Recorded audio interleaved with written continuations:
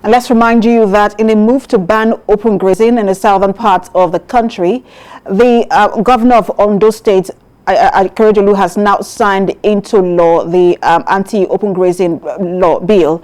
It is now a law in Ondo State that open grazing is now banned. And to help us have this conversation is security expert Adama. He joins us via phone from Akeredolu. Good to have you join us. Pleasure to be with you this afternoon. So let's look at this move by the southern governors. This resolution was made in Asaba, which is now generally called or popularly called the Asaba resolution. The move to ban open grazing and the deadline is September 1st. Ondo State has now made that move. Some states have also followed suit. Some states haven't.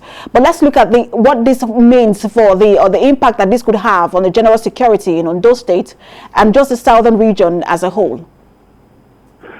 Oh, thank you very much. I think what the Ondo State government has done and other states is to curb the excesses of the herders.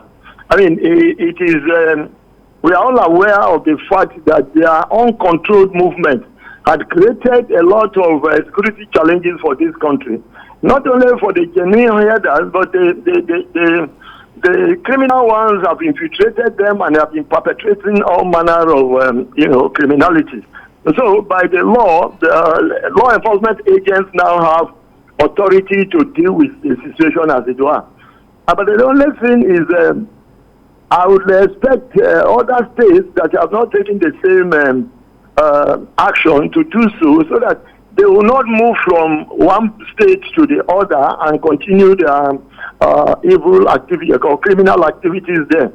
But also the states, particularly Ondo, that has signed this law, must also begin to arrange, if it is going to be ranches, whatever it is, where they are expected in collaboration with the federal government, because I've heard that the federal government is financing over 26 states to begin to establish ranches.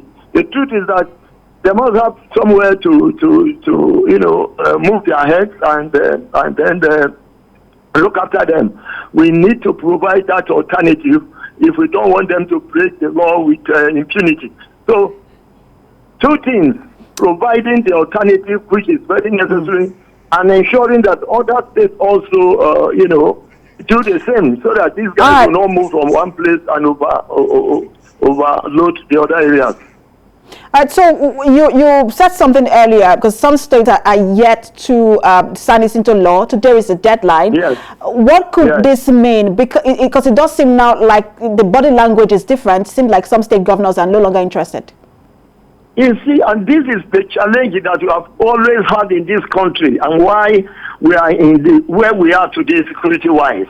When we are supposed to deal with a situation immediately, in unison, politically for them, taking political, decisions based on necessary policies, we won't do it. Either we do it late or at the end of the day we renege. But let me tell you that if the number of, states that look as if they are reneging, if they do renege, that means we are not even going to succeed. We are not going to succeed because even if they move from one state, they will begin to give them accommodation, and they can still come out of that place to perpetrate their criminality. So the idea we for once in this country, we take a decision that all of us will implement and make sure that we play. After all, many states, even in the northern states where these guys are coming from, have also said that open grazing has become outdated, is no more necessary in the present generation. And considering the challenges we are facing, I don't see any reason why anybody should begin to withdraw from their earlier decision.